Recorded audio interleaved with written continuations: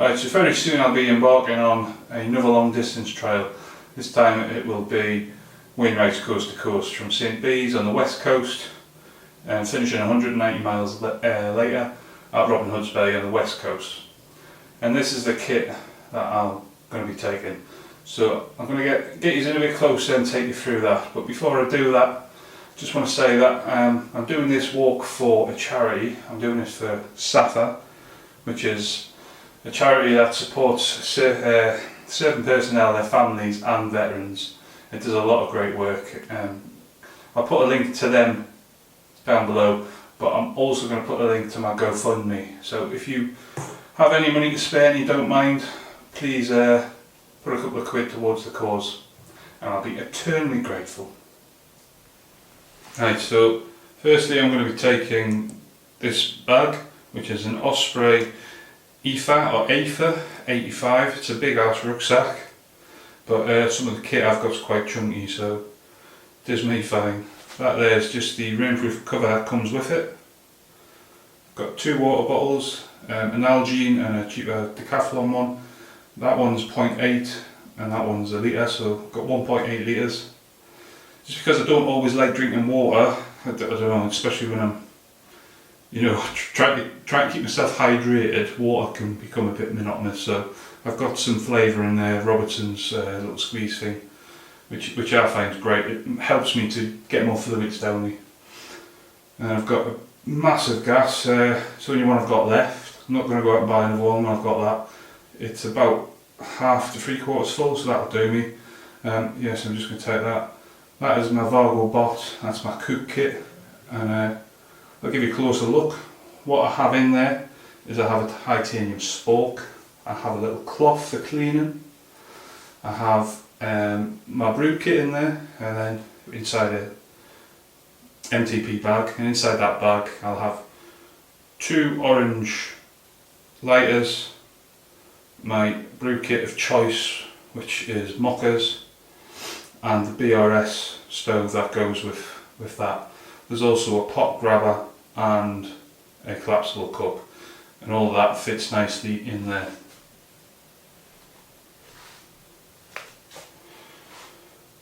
Right, here we've got my tent and poles. It's the Vango Banshee 200, the old faithful that I take everywhere with me. However, the bag that comes with it, I'll just show you, that is giving up the ghost. Don't know if you can see it, it's got rips all over it, so it's not really protecting the tent anymore. So yeah, Vango Banshee in a dry bag and the poles are on top. Moving down, the only warm kit I've got to have is this down jacket, again from Decathlon. It's a Creature, or Keacher, however you pronounce it. I think it cost me £22. Cheap and cheerful, but it does the job.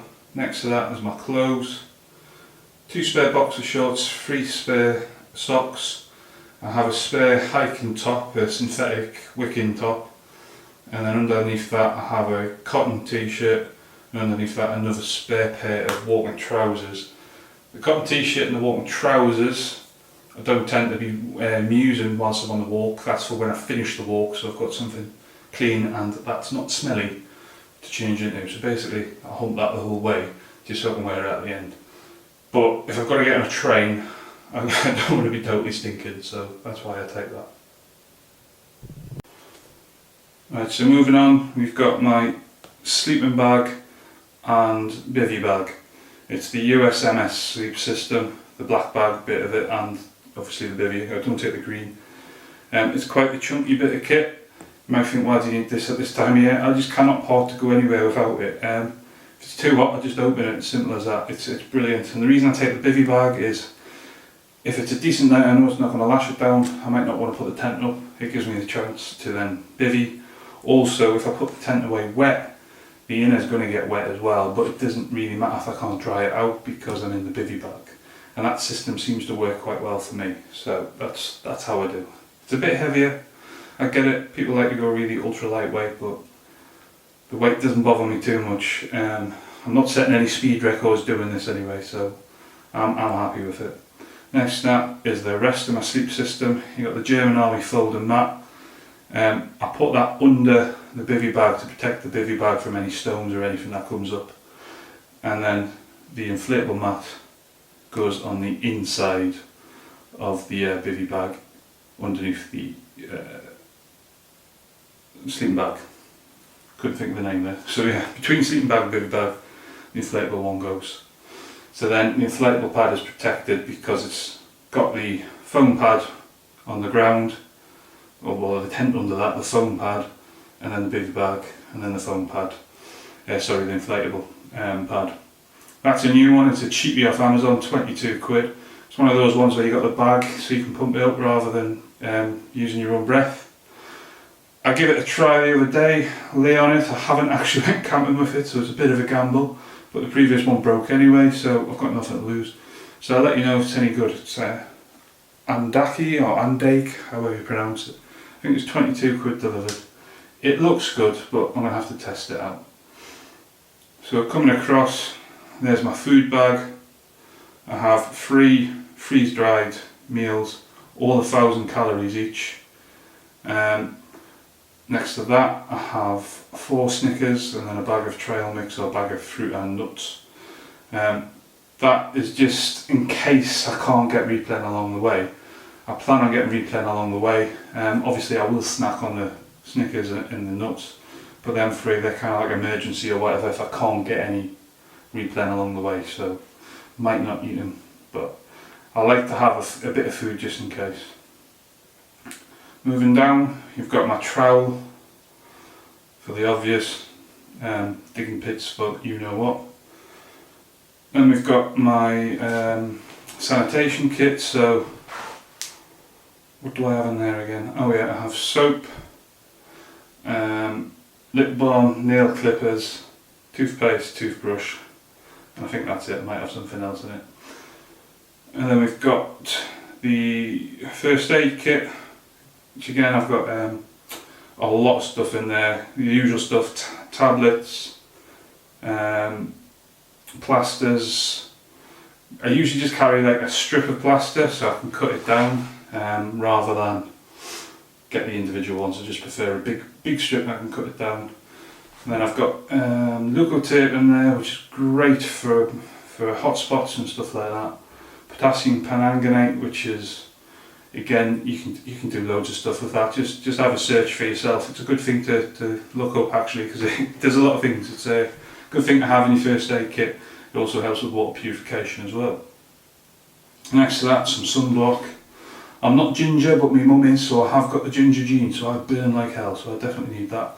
That's why I got the kiddies one, factor 50. Microfiber towel and a pack of baby wipes. If you're in the military, baby wipes, they do everything. So I've was introduced to them many years ago and I use them for everything. They're absolutely brilliant. Right, so just go for the last bit of kit then. So I've got my Berghaus waterproof trousers, Frog Togs rain jacket. I'm probably also going to take this Berghaus jacket that I've had for years. I had it took out on every walk. I think I'm going to take that as well. Want something to wear to get there and at the end again, because that'll be stinking. I'll have a decent jacket to put on. We'll see once I've packed it all how much it weighs. If it's too heavy I'll take that out because it's not a necessity. Anyway, then I've got my Berghaus Yeti Attack gaiters. Absolutely fantastic bit of kit. Kept my feet dry on the Pennine Way. Without them my feet would have been absolutely drenched, I'm sure of it. But they were brilliant, so they're coming with me. Moving across is electronics and my guidebook. So the guidebook, first of all, you can see there is a Trailblazer guidebook. So I'm taking that. I'm not taking a map, I'm just taking that because it's got really good maps in there. Plus it's got waypoints in there, which has just reminded me I best get that out of the drawer. My Garmin Fortrex GPS should be in this pile, so I'm going to grab that in a minute. So that I can obviously help navigate with that. But the maps, in my experience, I've used their books on all the other trails I've done and their maps are absolutely brilliant. Never been lost, so I think they'll probably be good enough, even without the GPS, but I'm going to take the GPS anyway as a backup, or in addition. And then I've got my GoPro there, I've got the camera bag that this camera that I'm filming on goes in, which is a Canon Power Shot. Can't remember the exact model, I'll put it on the screen. It's a bridge camera, and that'll be coming as well. Got my Gorilla Pod tripod, which, you know, brilliant bit of kit because you can obviously tie the legs around the trees and that kind of stuff and hold the camera up in there, so that'll be coming with. Next to that, the mobile phone charger. Obviously going to charge my phone, but it'll also charge the GoPro and it'll charge up the power bank when that's dead as well, if I get a chance to do that. And yeah, the Anker power bank is the last item there. Moving down, these two piles, they go in the pouches on the waistband of the bag, of the rucksack. So on my right hand side will be this Victorinox knife, with my silver compass. I know I said I'm not bringing a proper map, but I like bringing a compass because obviously it tells me what direction quickly at a quick glance. But also it's got a mirror on, it's got magnifying glasses. It's a multi-use item as well. And I've got my Dextrose energy tablets, just for little pick-me-ups along the way. I've got my main head torch, and I don't think I mentioned it, when my backup head torch is over there. It fell off the baby wipes, but that's probably why I forgot about it. But that's a cheap Decathlon one over there. I think it was 10, if that, might have been less. But that's actually quite a good bit of kit. And this is a Petzl. And then on the left hand side of the waist belt will go the water filter, and this bag folds up.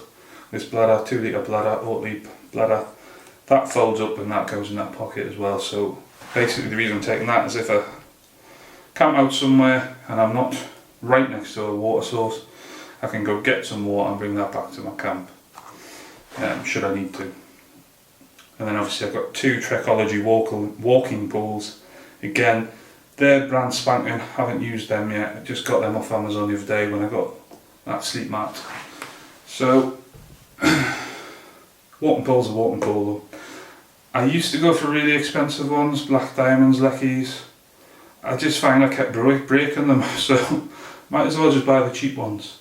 The last pair of Crag Hopper ones, they were like 30 quid, lasted me forever. In fact, I've still got them, but that's why I said last me forever, but they're bent so I can't collapse them, so that's why I bought them, because I want to be able to collapse them. I don't want to always be carrying them. Yeah, I think that is it. In fact, that is it. So that is all the kit I'll be taking. 12 days to do it. It should be a really good adventure and a good challenge, and for a good cause. So once again, if you've got the money guys, please donate, link below. Thanks for watching. The next videos you'll see will be me on the trail. Well, you won't see me on the trail, but you know what I mean. You'll see the trail.